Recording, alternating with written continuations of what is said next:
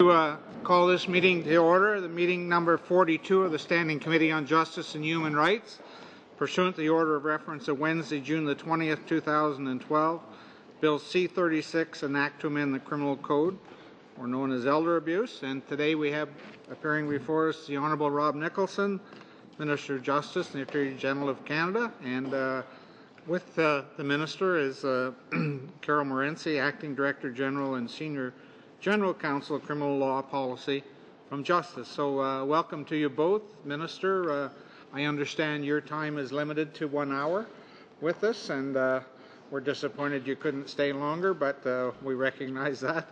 And if you have an opening address on this matter, please go ahead. Well, thank you, Mr. Chairman, and it's an honor to have the opportunity to appear before the committee to present Bill C-36, the Protecting Canada's Seniors Act. Je suis honoré de pouvoir comparaître aujourd'hui devant vous afin de vous présenter le projet de loi C-36 intitulé La loi sur la protection des personnes âgées au Canada. The government is committed to protecting elderly Canadians and to ensure that crimes committed against them are punished appropriately. Seniors are becoming an increasingly larger segment of Canadian society. In 2010, there were 4.8 million people aged 65 years and older, representing 14.1% of the Canadian population. But the number of people in this age bracket is expected to exceed 10 million people by 2036, which will be almost 25% of the Canadian population. This phenomenon is resulting in an increase in cases of elder abuse, whether physical or psychological abuse, financial exploitation, or negligence. This is why the government is committed to specifically describe as an aggravating factor for sentencing purposes the fact that an offence has had a significant impact on victims because of their age and any other aspect of their personal situation, including their health and financial situation. So this is exactly the provision that is contained in Bill C-36. The proposed amendment to the Criminal Code takes several things into account.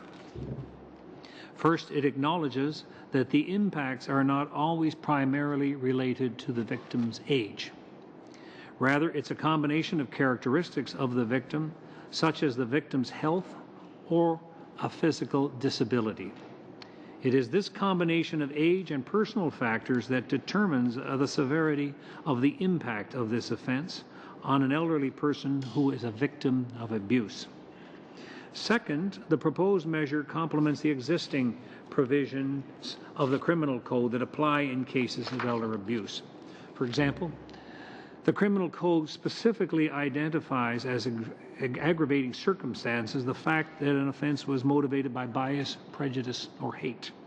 This is based on factors such as age, mental, physical disability, subparagraph 718.2, or evidence that the offender abused a position of trust or authority in relation to the victim. In addition to the Standing Up for Victims of White-Collar Crime Act, which you will remember, which came into force in November 1st, 2011, which also provides an aggravating circumstance of the offense of fraud. The fact that the offense has had a significant impact on the victims, quote, given their personal circumstances, including their age, health, and financial situation, end of quote. Bill C-36 reflects the approach of our courts in treating the impacts of an indictable offense against seniors as an aggravating factor. It also gives more weight to the objectives of denunciation and deterrence in these cases. Therefore, the addition of the proposed aggravating factor would ensure that various circumstances in which offenses are committed against seniors are always treated as aggravating factors. Mr. Chair, we've heard the opposition parties criticize C-36 as not going far enough to fight elder abuse, but I can assure them that the government does not view this legislation as being the only solution to the problem of elder abuse.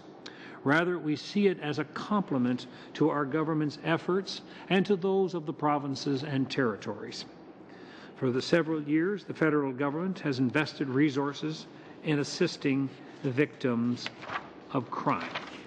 The Federal Victims Strategy, which was implemented in 2007, has the objective to give victims, including elderly victims, a more effective voice in the criminal justice system. Moreover, Budget 2011 renewed the Federal Victims Strategy and committed $13 million per year in funding. Budget 2012 builds on this funding by adding $7 million over 5 years. It's also important to point out that most of this funding is dedicated to the Victims Fund. And as you may know, the Victims Fund is a grants and contributions program that provides funding to provinces, territories, non-governmental organizations. It enables many stakeholders to organize activities and raise awareness of services and laws that deal with elder abuse. The Elder Abuse Response Team is an example of this. In 2012, they brought together the Kirby Centre, Calgary Family Services Society, and the Calgary Police Service to investigate cases of elder abuse and provide support to victims. This was possible because of funding provided by the Victims Fund. In 2008, we launched the Federal Elder Abuse Initiative, a successful $13 million multi-departmental initiative. Its goal was to help seniors and others recognize the signs and symptoms of elder abuse and provide information and available supports. Another example of the federal government's efforts to raise national awareness of the subject is the, quote, Elder Abuse, It's Time to Face the Reality, end of quote, campaign. This campaign was launched in 2009 and was part of the Federal Elder Abuse Initiatives. And you may remember the advertisements on this that aired in 2009, 2010, and earlier this year. In addition, our government also addresses elder abuse through the New Horizons for Seniors program. We recently increased the budget's program by $10 million for a total of $45 million per year. As we heard during the second reading of this bill, although the mandate of the federal as part of the continuing efforts after the Federal Elder Abuse Initiative, the information it gathered remains available to anyone seeking information on this subject. It's important to note that certain areas in the fight against elder abuse fall exclusively, of course, within provincial jurisdiction, either through laws of general application, such as legislation targeting family violence, or through more specific laws. For example, health services is an area in which many provinces have enacted legislation to fight elder abuse in healthcare institutions. These efforts reflect our government's acknowledgement that the preferred approach to fight elder abuse requires the participation of not only the federal government, but of course the provinces and territories. For our part, this bill will ensure that the objectives of denunciation and deterrence are paramount sentencing considerations when crimes against the elderly are committed. Pour notre part, ce projet de loi s'assurera que les objectifs de dénonciation et de dissuasion dominant la détermination de la peine lorsque la maltraitance est commise envers les personnes âgées. The proposed amendment is not intended to be a simple standalone response to elder abuse, as I've indicated. Instead, it serves as a complement to all the efforts being made by this government to protect elderly Canadians and ensure that there are sentences for those who take advantage of vulnerable members in our society. Thank you for this opportunity, Mr. Chairman. Thank you, Minister. Appreciate the opening comments. And now we begin the rounds. And just as a reminder, we've been gone for a little while, but the opening rounds are 7 minutes per party, and from that point on, they're 5 minutes for each member. And we begin with Madame Boivin. Merci, Monsieur le Président. Merci de me le rappeler, parce qu'effectivement, ça faisait un petit bout de temps. Ça fait du bien, Monsieur le Ministre, et merci d'être ici avec ce projet de loi C-36. Ça fait du bien. It's a good thing to finally have something that we will I think, worked being all on the same page on that bill. So just on that fact, for me, believe you me, is good. Good change of pace. Doesn't mean that it's going to be always like this. Don't put your hopes too high, but at least on that one. It is, I mean, it's a paragraph that is added to the criminal code. C'est un paragraphe qui est ajouté avec un concept qui est quand même extrêmement important, qui dit ce que ça veut dire. On voit bien avec le titre « La loi sur la protection des personnes âgées ».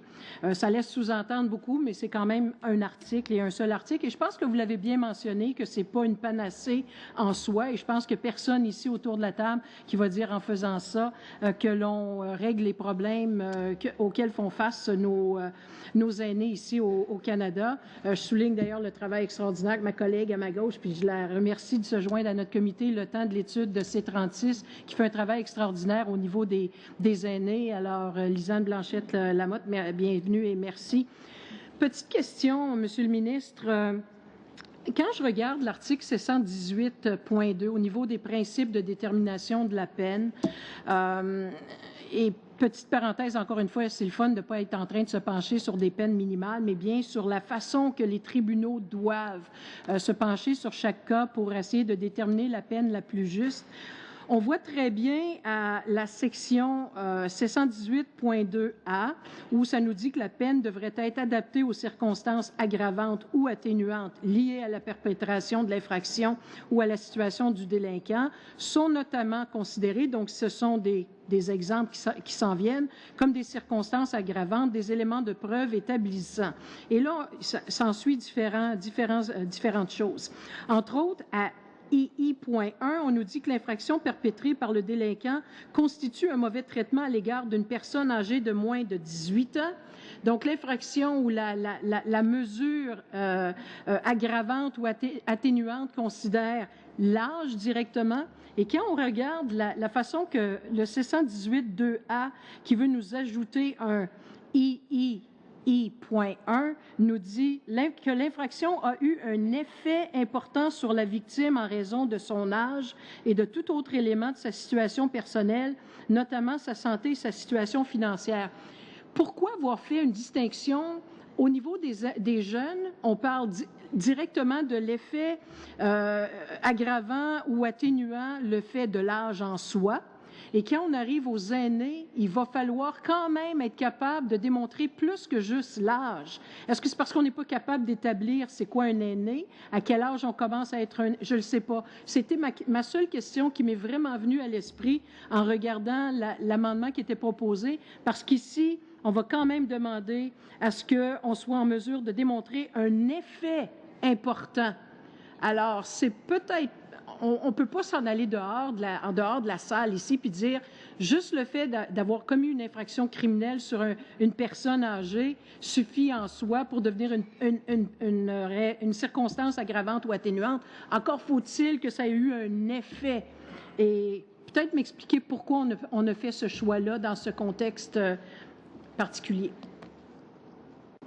Yes, thank you very much, and thank you for your participation in the selection panel for the Supreme Court. I hope it was a fulfilling, worthwhile exercise for you. The understanding is that it was, and I want to publicly thank you for your participation in that. You've pointed out a number of elements with respect to the aggravating circumstances sections of the criminal code. And you point out quite correctly that there are special aggravating circumstances for individuals under the age of 18, for children, for people who abuse children or commit crimes against children, that is a specific aggravating offense. And certainly use of the term under 18 is consistent with youth criminal justice and basically our accepted definition of who is or who is not a child in this country, so it's consistent on that. With respect to the provisions with respect to older Canadians, it's interesting when you have a look at all federal legislation, you'll see that what we might consider the age of being a senior is all over the place. I mean, we just in the judicial community, judges may retire at 75. Okay, so do they become an older person at age 75, or is it 60, 65, 67? I mean, what they tell me is that when people are abused, and one of the factors is their age, it comes in combination with something else.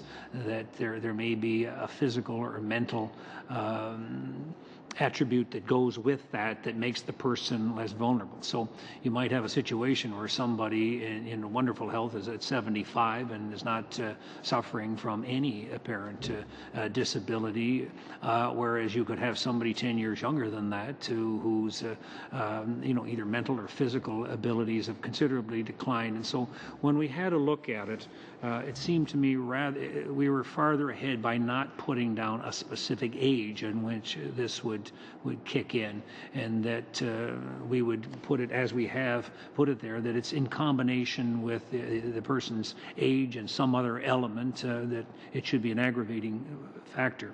The important point for us, though, is, and it shows the increasing concern society has with respect to elderly people by mentioning it as an aggravating factor, is a recognition that what I think most of us are told when we go across this country, when we go back to our constituency, that this is a problem, or it can be a problem, and particularly with the increasing age of Canada's population, I think it's a recognition of that to make the specific reference to it. But generally, that's what they tell me. It's in combination with something else, and I thought that was an appropriate way to phrase it for the criminal code. Thank you. Minister, right on time. Ms. Finley. Thank you, Mr. Chair. Thank you, Minister and Ms. Morency, for being here with us today. I'm glad to hear you say that definition of senior is all over the map, Minister, because I had a conversation with someone yesterday where he was describing an elderly woman, and I said, from your perspective in your mid-30s, what are we talking about? And when he said mid-70s, I felt much better. So, Minister, in our speech from the throne of June 3rd of last year, we committed to protect the most vulnerable in society and to work to prevent crime by proposing, among other things, tougher sentences for those who abuse seniors. This is something I feel strongly about, having been very involved in elder care for both my parents who have now passed away. And I know that this echoes our government's platform to amend the criminal code, as we are suggesting here today. And you mentioned the New Horizons program for seniors. I know additional funds were announced in both budgets 2010 and 2011 for annual funding of about $45 million to include projects to raise awareness of financial abuse. I think what I'm wondering about and wanted to ask you to address today is, first of all, how common do you feel elder abuse is in this country? Do you know how often seniors are abused and by whom? But also, when we speak of abuse, for some people they would assume that means physical, for others they assume financial. What do we mean by the term? Well, the statistics that we have from 2009 is that there were approximately 7,900 reports of abuse of seniors in this country. And it's interesting, the breakdown that you get on this. Approximately a third of the abuse was committed or alleged to have been committed by family members. About another third by a friend of the family, and another third is by strangers. And so in my discussions with victims groups and law enforcement agents and people involved in this area, is that it's growing and it'll continue to grow. I mean, the statistics tell us alone that with the increase in the seniors population in Canada, that this is going to be more of a challenge. And men and women are both victimized in approximately equal numbers in a number of the categories. That being said, there is a greater awareness of it, which is one of the positive things about this, that people are talking about it more. And I've appreciated and certainly support government efforts to advertise this, to make sure that funds are getting out so that there's a greater awareness of this particular challenge. But again, you know, when you go back 20, 30 years ago, people think, well, you're a victim of crime. You know, many times you think of it as being a stranger or, you know, somebody breaking into your house and, you know, that sort of thing. Well, very often these are people who may be very close contact with you. That being said, I've heard of many instances where strangers target elderly people and take advantage of people that they hear who are having difficulty. And so one of the initiatives that you know that I was before here was on the white-collar crime area. We made specific reference to, as one of the aggravating factors there, that if the individual is an older person, that the effect of losing that money can be devastating, as you know, to somebody who may or may not lose their life savings. And so again, it's a growing problem from everything that I hear, and statistically they tell us that with the increase of seniors population, this is a going concern, a continuing concern. And so this is why I think at this time it's appropriate to put this in and specifically recognize that as one of the aggravating terms in the criminal code. Thank you. Any more time? 3 minutes. All right. I'm interested, Minister, you said the information is it's about 50-50 men and women. I think a lot of us tend to assume that perhaps older women are taken advantage of more often, maybe because generally speaking women tend to live longer than men, although I think that's changing as well. But would that be something that's seen across the country? Are there regional differences at all? And if you get into the breakdown, and you may hear this from some of the witnesses, overall, men are more likely to be victimized in slightly more numbers overall. But if you go into the categories of family-related elder abuse, women outnumber men in that particular area. So depending on which aspect of this you're looking at, you know, you'll get a slightly different configuration. But that being said, there is a recognition in Canada that this is increasing, and so we've already taken steps, as you know, with respect to white-collar crime, as I just mentioned. And so to the extent that we, along with this and other initiatives, working with provinces, non-governmental organizations, encouraging people, for instance, to apply for the Victims Fund to help raise awareness of these issues, I think we're all farther ahead on that. But again, you'll hear others, I'm sure, will have a very extensive breakdown as to where and who is being abused. But as I say, it's basically one-third, one-third, one-third. And so the stereotype that you may have thought of 20 or 30 years ago of the stranger who is abusing a senior citizen or beating up somebody actually doesn't quite fit the description of what's actually happening in Canada, that approximately two-thirds is either by family members or friends, so-called friends of the family. Thank you. Mr. Kotler, welcome, and thank you. I'm sure you've heard, but in your absence, your friends made you vice chair of the committee, and congratulations. I don't know if that was to welcome you or to burden me, Mr. Chairman, but I appreciate the support. My question for the Minister is, as you know, the Parliamentary Committee on Palliative and Compassionate Care issued a report which was entitled Not to be Forgotten, Care of Vulnerable Canadians, and the report included a host of recommendations for combating elder abuse. In particular, it discussed strategies for addressing the problem of elder abuse, in that the vast majority of such cases never make it to a court of law, and this legislation in that sense will underpin that concern. Among other things, the report called for better training for legal professionals and law enforcement officers in how to identify and prosecute elder abuse, establishment of special courts for elder abuse exist for other incidences of family abuse, and the tailoring of the existing court system to make it more amenable to seniors. Minister, could you share with us if these measures are otherwise being considered by the government, and if so, Is there a reason why they were not referenced in this legislation? Well, the legislation is very specific, and as I indicated in my opening remarks, it's not the complete picture of what it is that we are doing to assist elderly people in this country. I pointed out that the other legislation we had on white-collar crime is a good example. The encouragement of the Government of Canada to have seniors and those working with them apply under the Victims Fund, the initiatives that we have taken, the advertising campaign, all these are part of that. But I'm glad you mentioned, and I know that report did mention the role that the law enforcement and the legal profession have in this. And one of the things that I have done when I have spoken with members of the legal profession is the responsibility all of us have as lawyers to do what we can, either to intervene or to bring attention to this. You and others who've practiced private law, for instance, we do come into contact with seniors. We do see examples where people who try to take advantage of them.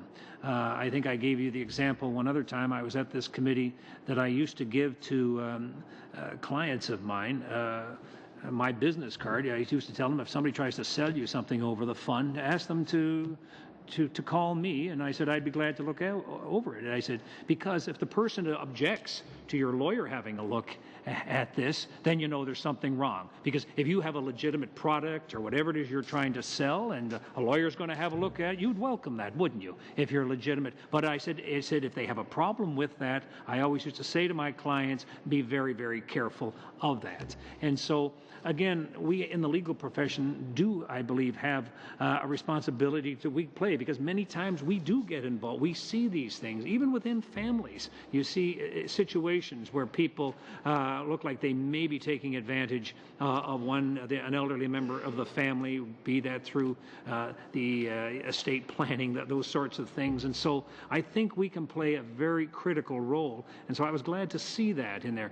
We have no plans to start setting up separate courts. In answer to your direct question with respect to this, I mean, they will be dealt with according to the the existing judicial system. But in addition to that, we are very supportive of those initiatives that, as you indicated, maybe outside of the court system there, to either raise awareness, to help people, to get people to intervene on these things. But yes, we all have a responsibility, and certainly we have a great role to play in the legal profession.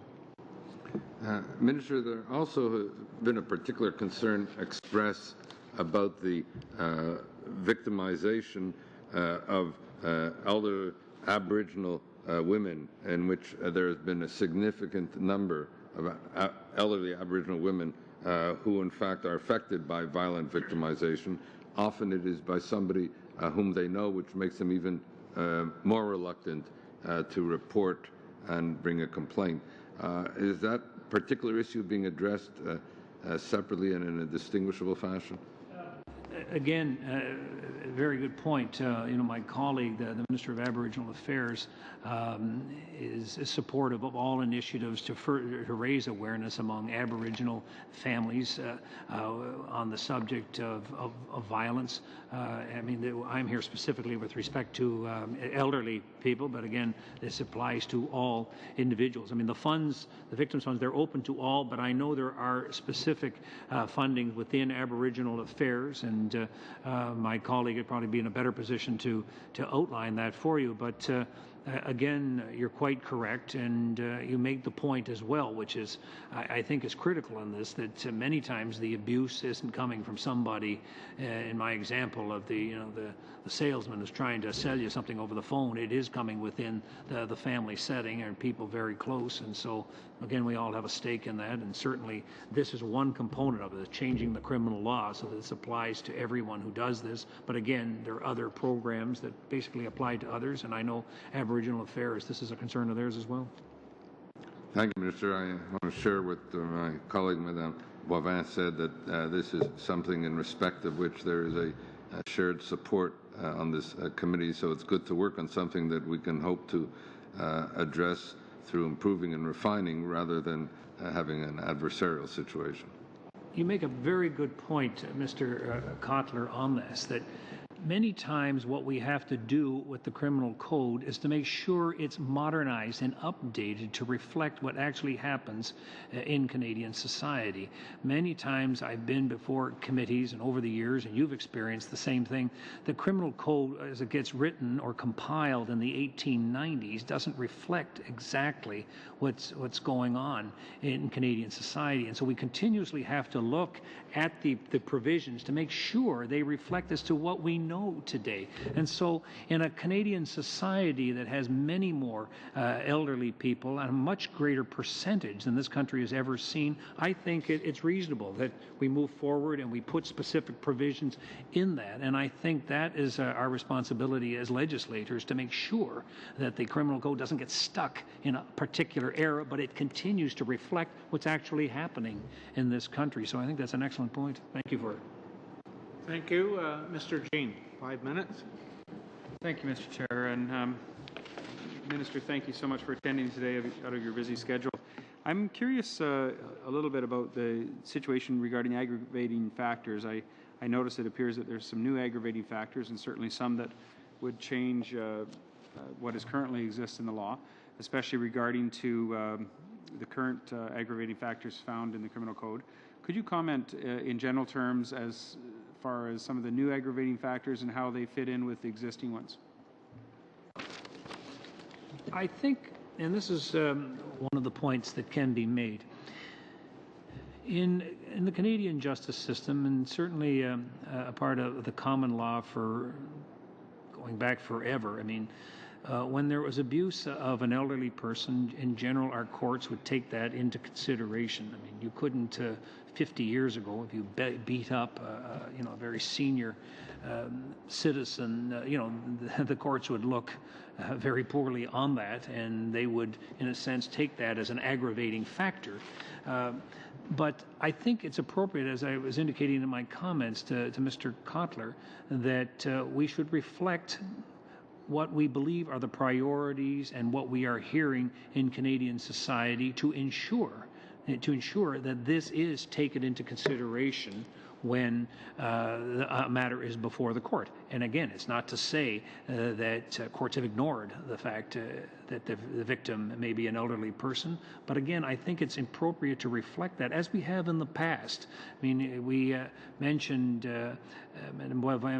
with respect to children under the age of 18. Again, yes, it's an aggravating factor, and yes, most Canadians would agree with that, and for many, many decades and throughout the history of this country here, we recognize that there's a special considerations taken in if it's children that you're abusing in this country. So over the years, we have amended and added and refined those aggravating factors that we believe are important for a court to take advantage of. And so that's our job as legislators. I mean, we set out what type of behavior we think is abhorrent, and who and how people should be protected, and what we have a very important role, as you know, and so that's our job to do that, and so we're all part of that. And so I'm again very pleased that this specific amendment has been so well received up to this point, and I hope that continues, and it continues to move through the legislative process.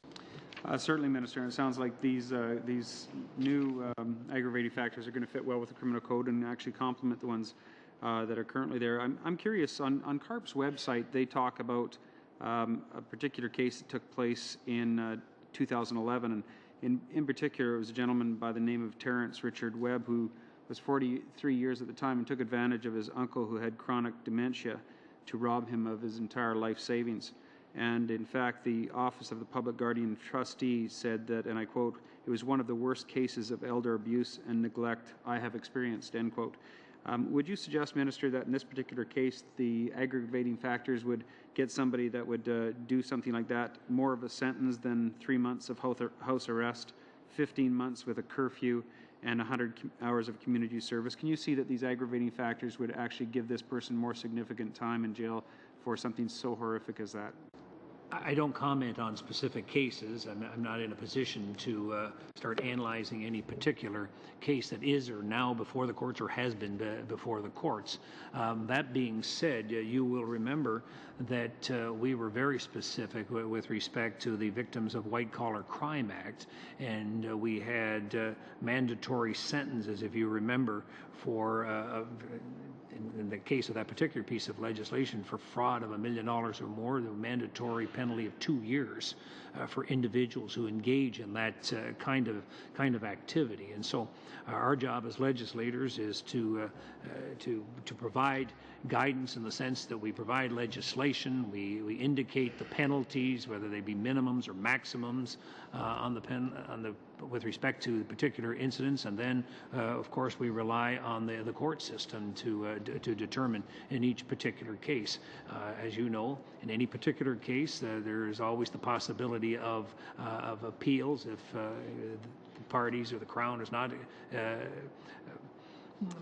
it's not acceptable to the Crown or even to the defense. If they are convicted, they have the ability to appeal these things, to come up with a sentence that is appropriate in each circumstances. But again, we were very specific with respect, as you know, with white-collar crime, and we initiated those penalties here, and I think that piece of legislation was well received.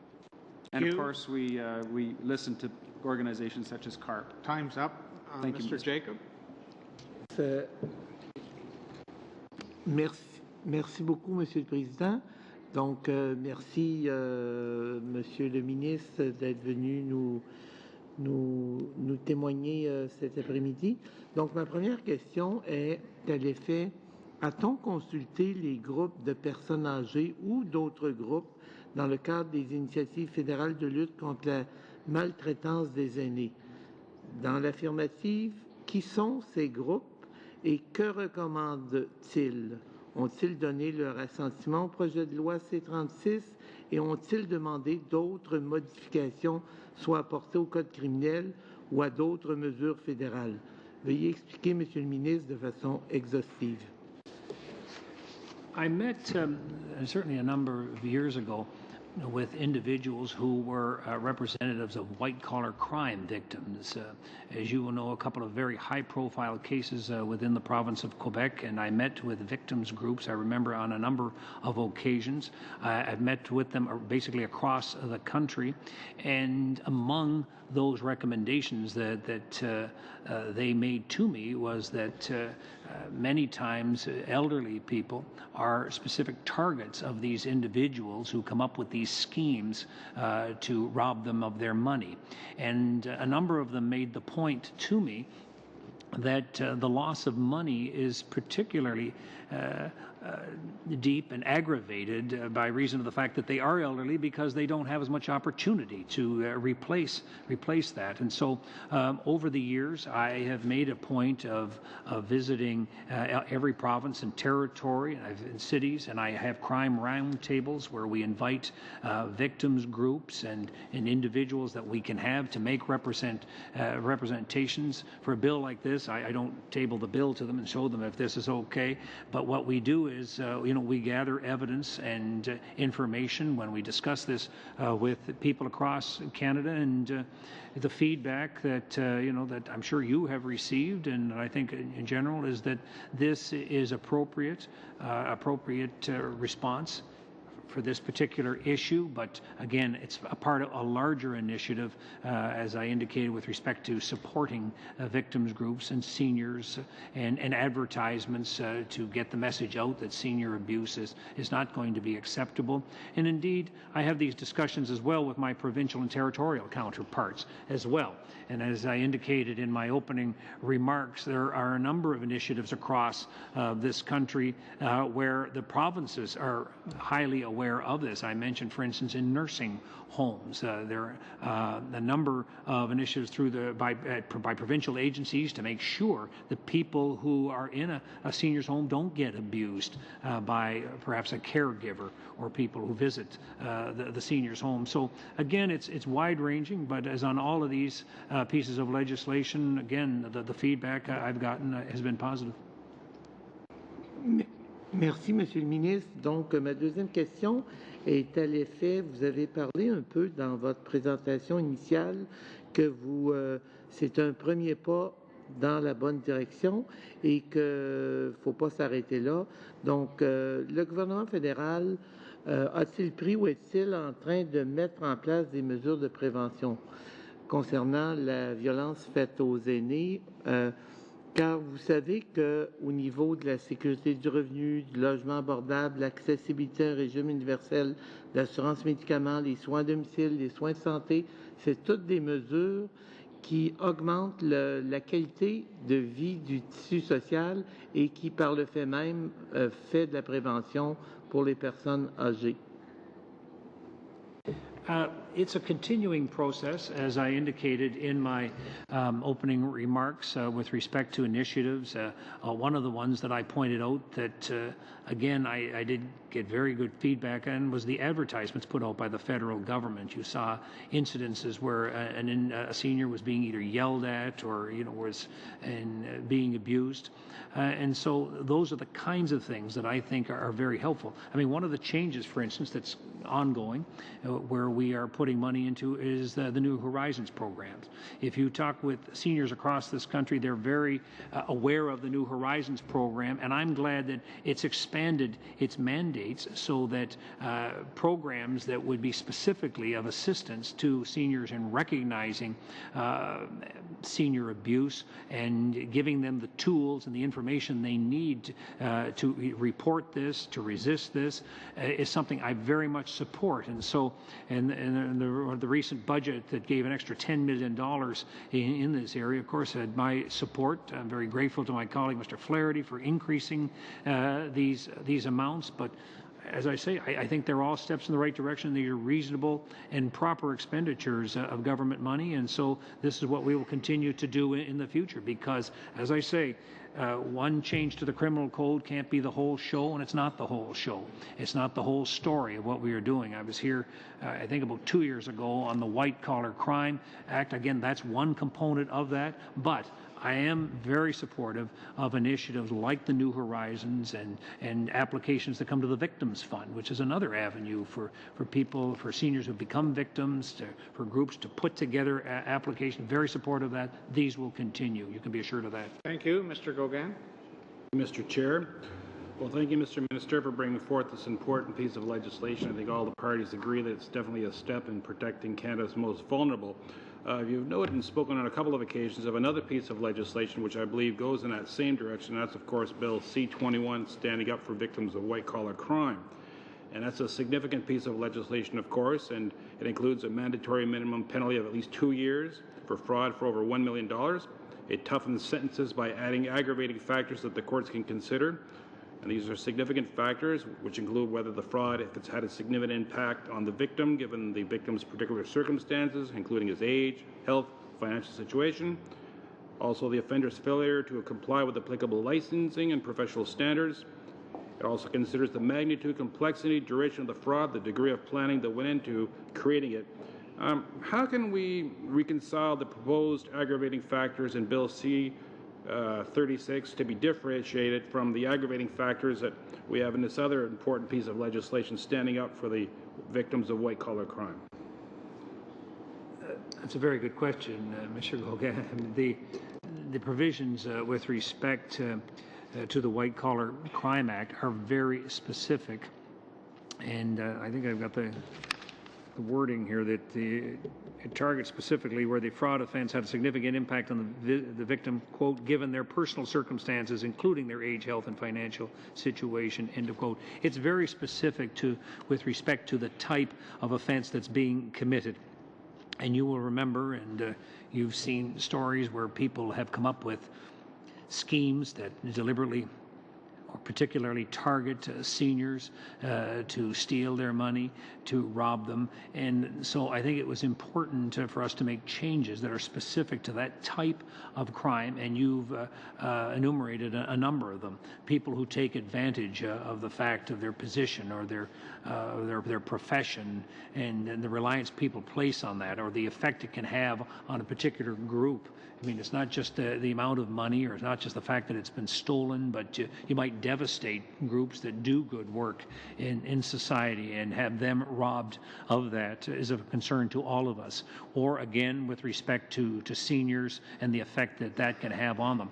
That is specific in terms of aggravating factors. The provision that you have before are the general provisions with respect to aggravating factors. And so if it's a white-collar crime, then those provisions kick in, but these apply to all offenses outside of that. It's in general application, and again, I'm pleased, as you indicated, that there is general support for this. J'aimerais qu'on s'arrête pour un instant sur la question de l'effet que vous anticipez de cette loi. Je sais que l'amendement au Code criminel en soi, ce n'est pas certainement ça qui va donner l'effet voulu. On a parlé du programme de Nouveau Horizon qui met en relief le fait qu'on devrait rapporter les cas d'abus dans le cas des aînés. Anticipez-vous que la combinaison de cet amendement et le programme Nouveau Horizon aura l'effet qu'il y aura un plus grand rapportage d'incidences d'abus? I'm confident that that all of the initiatives that have been taken, by the government and at the provincial and territorial level, all will contribute to a heightened awareness and will be of assistance to seniors in this country. I mean, Mr. Gauguin, you and I, if we go back 30 years, I don't remember people talking about that much, and I don't remember this kind of awareness of this. I mean, I mentioned to you the advertisements that you would have seen this year with respect to somebody out on the street yelling, at somebody, and somebody, getting money from, their relative, their mother, I'm not sure who. But the point is, by doing what we can at all different levels of government here, we are making progress, in my opinion, in this area, because you don't have to explain to people anymore what elder abuse is. They know what it is. They have examples of this. They've heard of it. They maybe have experienced it. They know members of their family. And so to the extent that we continue to push this, and as I was saying in response to Mr. Kotler, to the extent that the legal profession, members of the police association continue to get people thinking about this issue, we're all better off, because this is a reality in this country that there is an increasing seniors population in Canada, and I think this is very appropriate. This is an idea whose time has come, but I think all of these help, and this is why when I get together with my provincial counterparts and I hear about the initiatives that they have, I certainly, as you would do, as all of us would do, we applaud these efforts here, because this is exactly what we have to be doing. It's not just one level of government. It's not one piece of legislation. It has to be a complete approach to this, and this is what we're doing. Thank you. Madame Blanchard-Lameau. Merci. Alors, je suis contente d'être parmi vous aujourd'hui. Merci pour votre accueil. Je vais aller directement à mes questions, si vous voulez bien. Premièrement, le choix du vocabulaire dans le projet de la loi. Par exemple, quand on parle d'infraction, est-ce qu'on parle aussi d'omission d'actes? Parce que ce sont aussi le type d'abus qui sont assez fréquents chez les aînés. Par exemple, une personne qui omet volontairement de donner les soins appropriés d'hygiène de base pour un aîné. Est-ce qu'on comprend ça dans le mot infraction? A eu un effet important. Écoutez, si je retrouve le nom, c'est... le Conseil national des aînés dit qu'il y a un manque de clarté de la définition de la violence chez les aînés. Donc, est-ce qu'on est capable, avec un mot comme effet important, de vraiment voir si l'acte posé a un effet important ou non sur la vie de la personne? D'autres mots qui me portent à questionnement, vous donnez des exemples, notamment sa santé et sa situation financière. Alors, pourquoi vous êtes-vous limité à ces deux exemples-là? Pourquoi pas d'autres? Pourquoi en avoir mis seulement deux? Comprenez-moi bien, c'est pas parce que je veux défaire le projet de loi, c'est juste d'avoir plus d'informations pour justifier exactement le vocabulaire. On aurait aussi pu parler de son lieu de résidence. On sait qu'un aîné qui n'a pas de résidence ou qui habite, qui est dépendant de quelqu'un au niveau de la résidence, c'est un facteur de vulnérabilité pour l'abus. L'accès à l'information aussi. peut être un facteur de vulnérabilité. Donc, c'est une question qui est très large, mais je vous ouvre la porte pour m'expliquer pourquoi avoir choisi ces mots-là. Et pensez-vous que ces mots-là, dans cet article de la loi, permettent de donner les dents qu'on cherche à donner à la loi pour pointer l'abus chez les aînés? I think, again, in answer to your question, my comment said that this is part of a larger approach. It's not the whole approach. I've been mentioning, of course, the changes in the White Collar Crime Act, those specific sections, but those aren't the only sections that address some of the issues that you have raised. You indicated that how about neglect? How about people who aren't getting some of the necessities of life? There are provisions within the criminal code. Section 215, I believe, of the criminal code has an 18-month maximum sentence under summary conviction, or I believe 5 years under an indictable offense for people who do not provide the necessities of life, who are in a position that they're supposed to be caring for somebody or assisting somebody and either withholding those necessities of life. And so, again, you say, why do we do it here? Well, in this particular section, this deals with the grocery list of aggravating factors that we ask the courts to take into effect when they're sentencing an individual, but they're not the only provisions. Again, with respect to your specific question on the necessities of life, have a look at Section 215, and I think you'll see that that addresses a number of the areas that you indicated. So why do we do it here? Well, over the years, this is the section of the criminal code that has been modified to take into consideration the priorities that Canadians have and to where we think specific mention should be made. That being said, it doesn't mean that these things were ignored in the past, or no, it doesn't mean that at all, but they're saying these are a reflection of our priorities, but they're not the only ones. And again, I would refer you to Section 215 and indeed the sections with respect to white-collar crime. They're specific to the various ways that people get taken advantage of. Merci, je vais aller voir ça avec grand intérêt. Maintenant, j'aimerais parler du titre de votre projet de loi qui porte le nom « Protection des personnes âgées ». Comme vous l'avez dit, ce projet de loi-là n'apporte pas la protection aux personnes âgées, mais c'est une mesure qui nous permet de sévir peut-être contre des crimes spécifiques qui sont plus graves en raison de l'âge ou de la condition d'une personne. Donc, pourquoi avoir choisi protection des personnes âgées comme titre? Est-ce qu'il n'y aurait pas un autre mot qui aurait été plus approprié à ce que cette loi-là veut vraiment faire? Cette loi-là est importante, on le reconnaît, il faut la mettre de l'avant, mais on pourrait appeler un chat un chat. Well,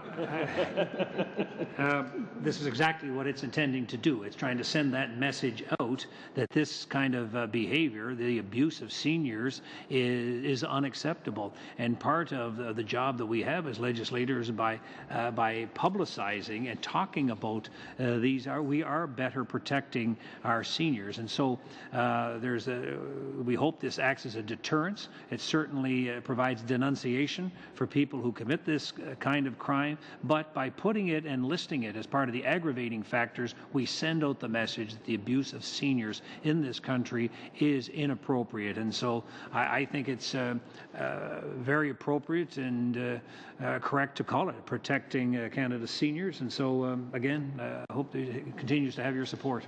Thank you. Mr. Elbeth. Merci, Le Président. Thank you to the Minister for being here today.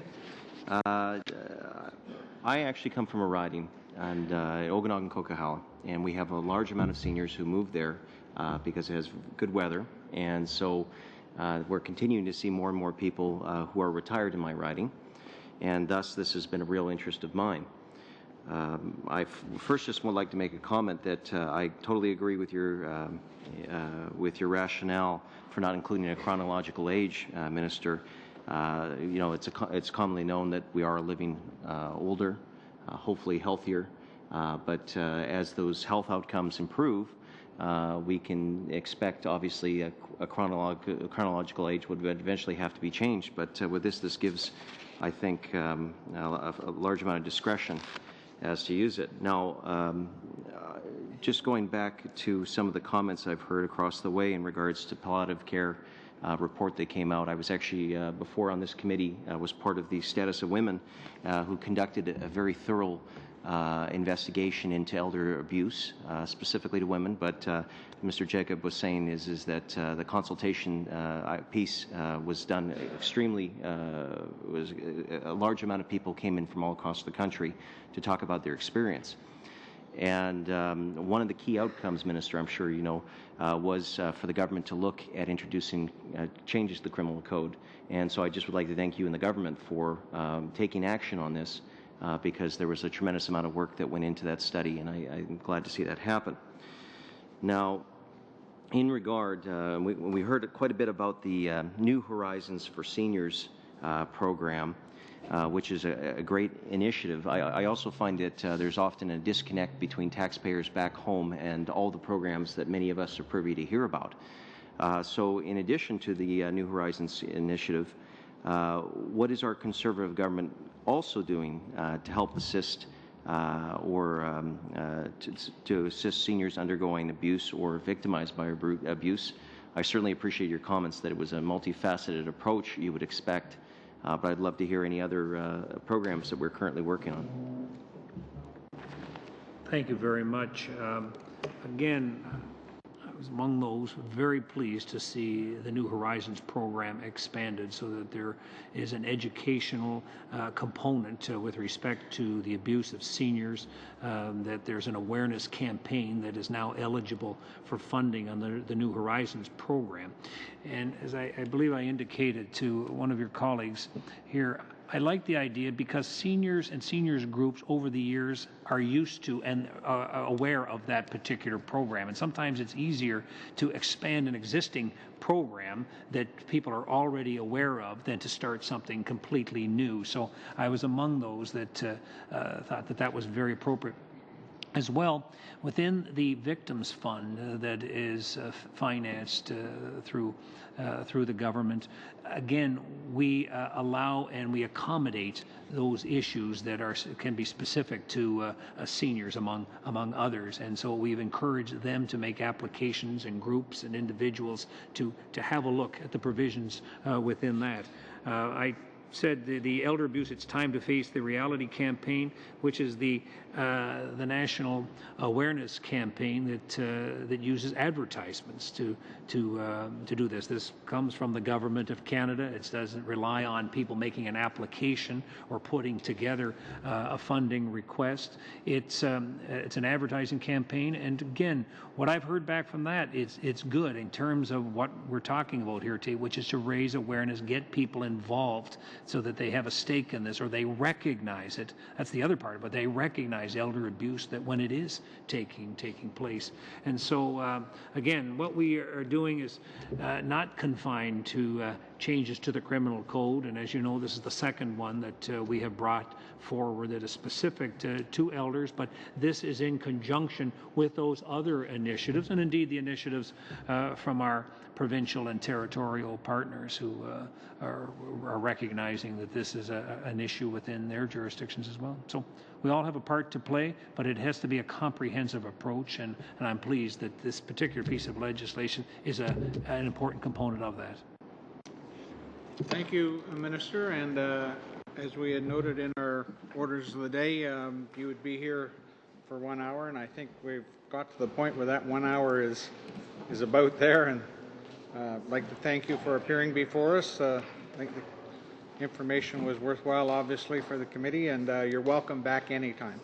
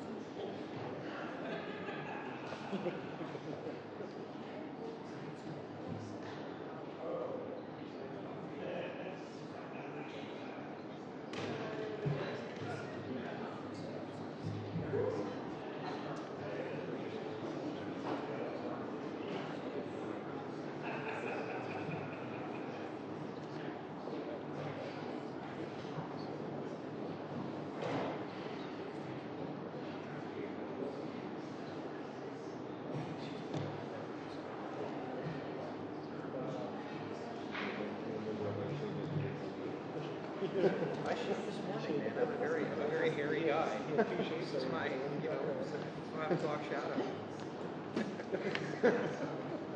Hey, when you're on the juice, man, this is what happens. You've seen me playing hockey these days. I'm on the juice.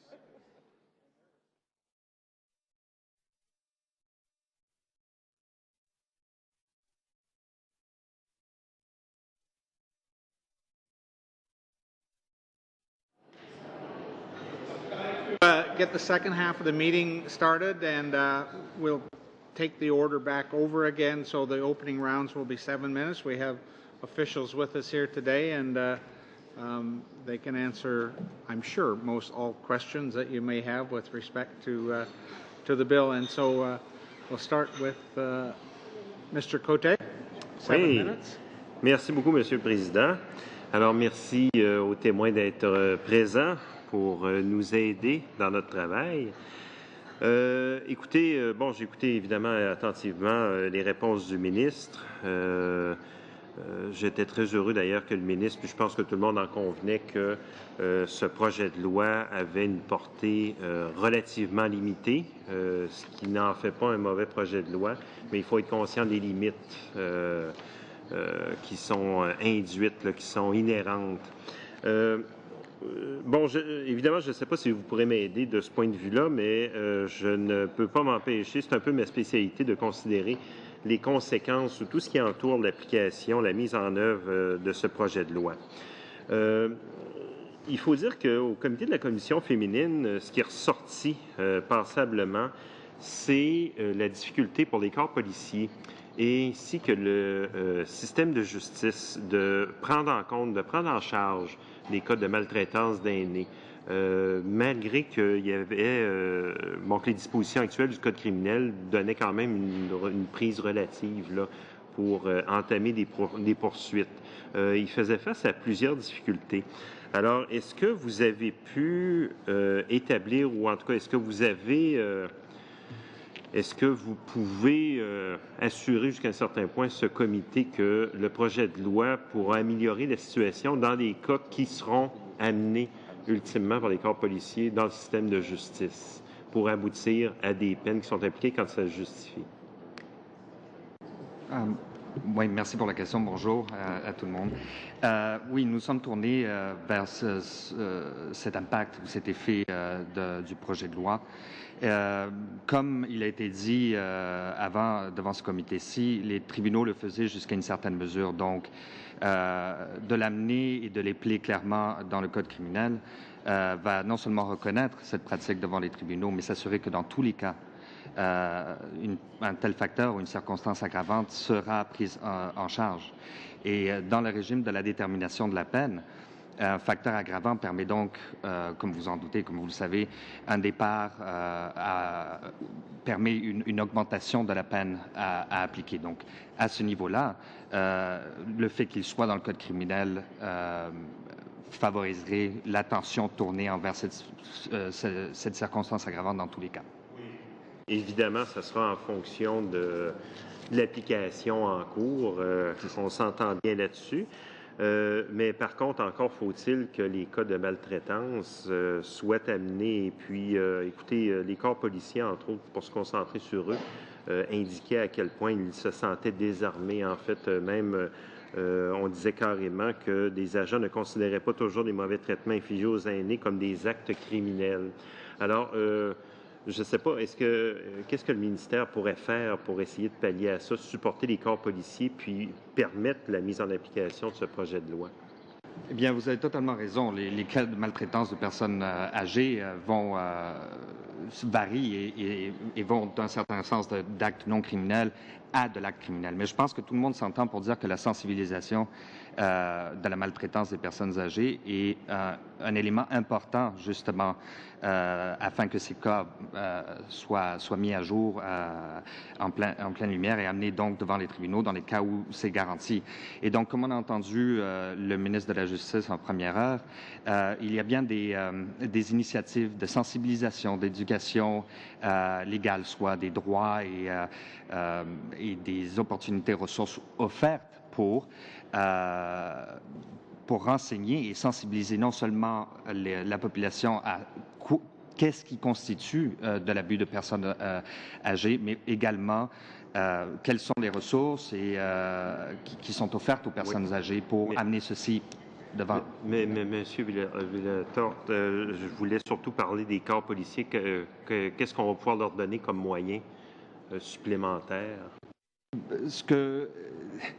Cette réponse, elle outrepasse un petit peu le code criminel. Mais, par exemple, un exemple que je peux vous donner, c'est, on a entendu le Fonds d'aide aux victimes d'actes criminels. Eh bien, ce fonds sert à établir une semaine de sensibilisation, encore une fois, pour sensibiliser les gens aux réalités des victimes d'actes criminels. Et pendant cette semaine, il y a eu, le titre est en anglais, c'est le Elder Abuse Response Team de Calgary, qui amène des acteurs donc de la ville de Calgary. Et c'est un service de police qui a une attention particulière à ces cas d'abus-là. J'ai également entendu qu'ici à Ottawa, il y a une section aussi de la police qui s'occupe de ces cas-là. Donc, c'est un juste milieu entre la sensibilisation et pouvoir donc offrir cet apport et ce soutien aux victimes dans ces cas-là. OK.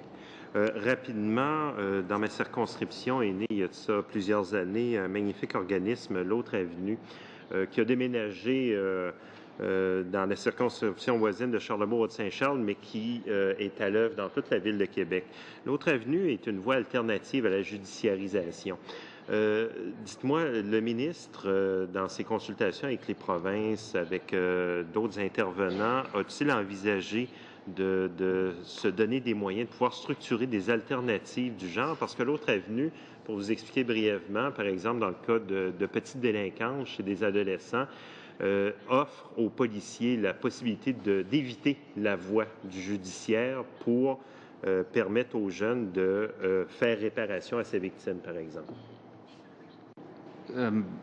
Excellent point. D'ailleurs, bientôt, quand je dis bientôt, dans les prochains jours, sur le site web, par exemple, du ministère de la Justice, et suivant une des initiatives dont le ministre de la Justice a mentionné, il y a eu une étude de fait, et ça sera public, et une copie pourrait être fournie donc à ce comité, s'il en plaît. Et cette étude, ce document, justement, parle de la médiation dans ces cas-là. Et donc, étudie différents modèles, favorise d'ailleurs cette approche afin que, justement, des incidents de conflit n'escaladent pas en cas d'abus.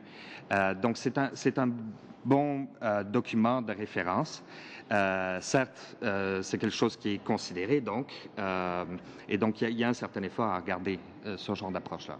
Ouais. The Edmonton Elder Abuse Team has been invited to the committees. Mr. Rathgaber. Mr. Chair, and thank you to the witnesses for your attendance and for your expertise.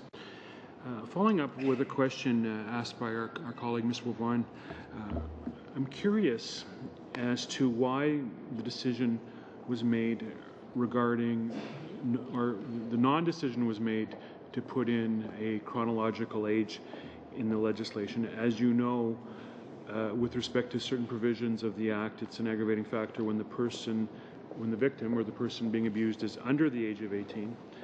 And I'm curious as to why a specific chronological age wasn't used for the protection of elders.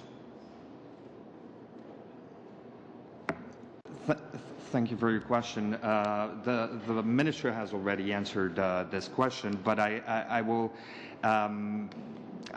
say that the chronological age of 18 is something that is accepted in terms of it's clear cut. Everybody understands why it is. It's quite different in the elder abuse context, where chronological age is not as clear cut. In fact, as the minister said, there are quite a few statutes, federal statutes, that do mention a chronological age and that look at issues such as pension, retirement, and they use different chronological ages.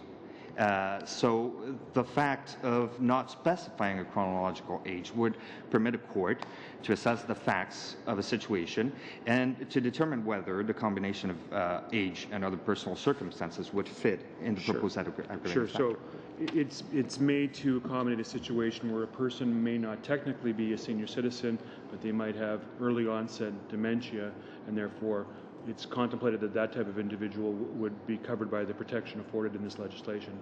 Is my understanding correct? Can I just answer? Maybe it might help to think about the existing aggravating factor that refers to young persons under the age of 18.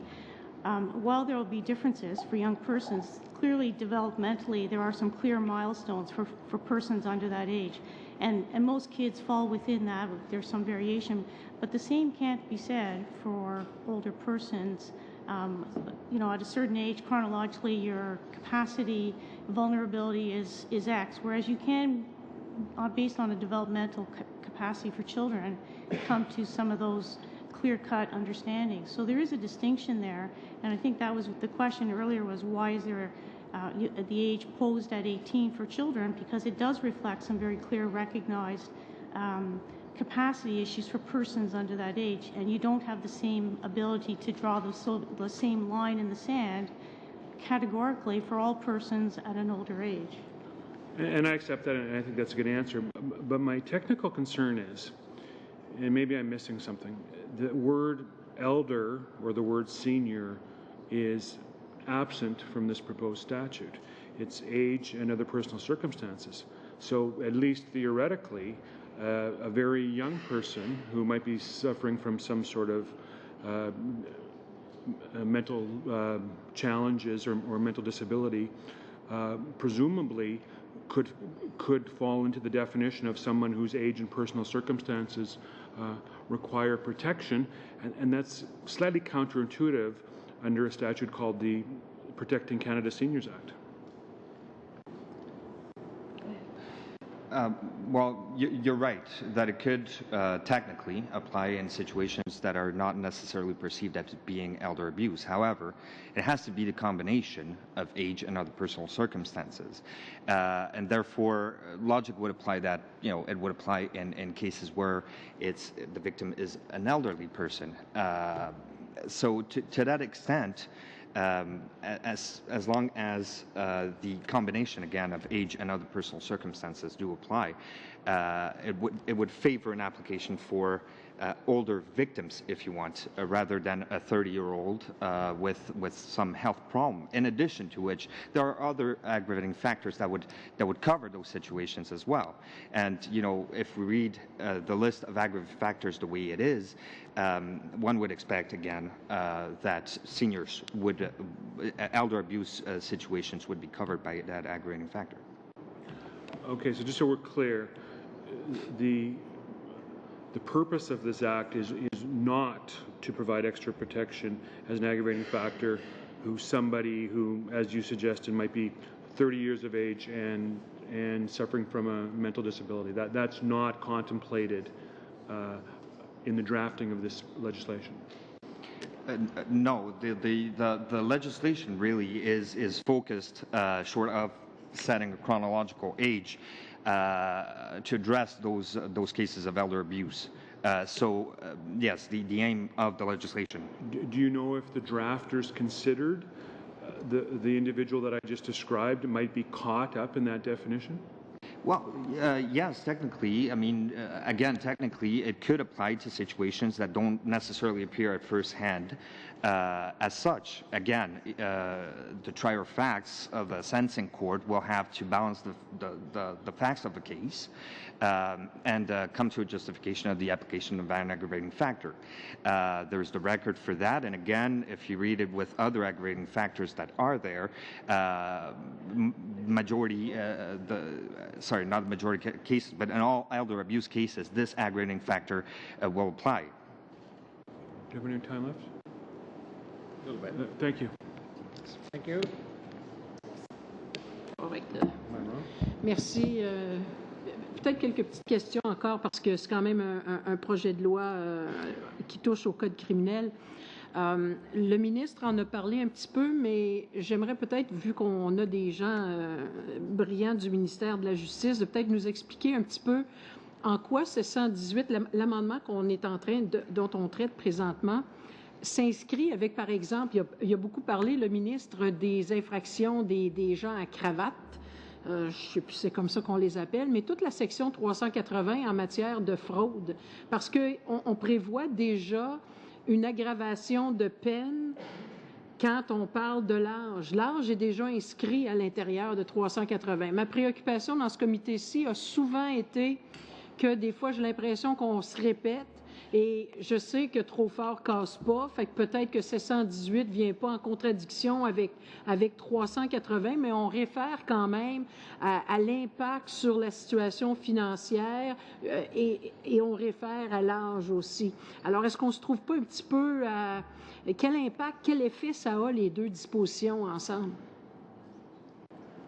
Il est certain que les deux dispositions, donc celle proposée dans ce projet de loi-ci et celle qu'on trouve à 380.1 du Code criminel, ne sont pas en contradiction. La disposition aggravante qu'on trouve à l'article 380.1 est dans le contexte, comme vous savez, de la fraude. La circonstance aggravante telle que proposée dans le projet de loi C-36 est d'application générale.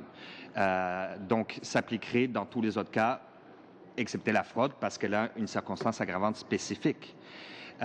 Pourquoi avoir nommé, par exemple, situation financière dans celle-ci quand on a une circonstance aggravante? Eh bien, c'est pour tous les autres cas d'infraction qui pourraient avoir atteinte, par exemple, sur la situation financière d'une personne, comme le vol au-dessus de 5 000 $ qui ne serait pas couvert par l'article 380.1. Donc, en quelque sorte, toutes les circonstances, toutes les situations où il y aurait maltraitance de personnes âgées seraient dans ce cas-là couvertes, que ce soit spécifiquement dans le contexte de la fraude par l'article 380.1 ou généralement par la disposition présentée dans le projet de loi C-36. Est-ce que, quand vous avez fait l'analyse avant de proposer ou de pondre le texte, est-ce que, j'imagine, parce que le ministre nous disait, c'est quand même des situations, on modernise, on parle de modernisation du Code criminel, de le mettre un petit peu plus à la sauce 2012, de ce qu'on voit à travers la jurisprudence. Est-ce que vous êtes en mesure de nous dire aujourd'hui si c'était une problématique, que c'était pas vu comme un effet aggravant? La question de l'âge aussi, au contraire, ça vient simplement reprendre ce que les tribunaux font déjà de toute façon. C'est un petit peu difficile de répondre clairement à cette question parce que quand c'est rapporté dans la jurisprudence, bien, on sait que c'est rapporté, que c'est pris en considération. Donc, en quelque sorte, vraiment, c'est de reprendre le courant jurisprudentiel, hein, la pratique courante de prendre les faits, donc l'âge et cette combinaison-là, effet et une autre circonstance personnelle comme un facteur aggravant lors de la détermination de la peine. J'ai regardé la jurisprudence, j'ai trouvé bien des cas. Peut-être quelque chose que j'ai remarqué, c'est quand les tribunaux le prennent en compte, c'est qu'il n'y a aucune discussion. L'âge est pas mal avancé. On parle de 80, 90 ans, 75. Mais ça ne se limite pas là. Je veux dire, c'est un petit peu plus large. Donc, c'est dans ce sens-là que, oui, c'est une reconnaissance de la pratique courante. Mais c'est bien définir dans quel cas ça doit être appliqué et pas seulement quand la victime a 80, 90 ans. Il reste combien de temps? Combien de temps il reste? Une minute, ouf. Alors, je reviens sur les mots spécifiques de la loi. Pardon. Je reviens sur les mots spécifiques qui sont dans la loi. On nomme deux exemples d'éléments de la situation personnelle. On nomme la santé et on nomme la situation financière. Est-ce que c'est fréquent qu'on nomme des exemples sans nommer toutes les situations? Est-ce que ça donnerait pas plus d'outils au juge de nommer d'autres éléments de la situation personnelle, comme par exemple le lieu de résidence de la personne? C'est un facteur qui peut faire en sorte que si l'acte est commis par la personne chez qui l'aîné habite, il peut y avoir alors à ce moment-là un effet aggravant à cause de cette situation du lieu de résidence ou de la personne avec qui elle habite. Donc, est-ce que ce ne serait pas pertinent d'ajouter des détails dans ces éléments de situation personnelle? Sinon, pourquoi? Il y a toujours un danger avec des listes exhaustives.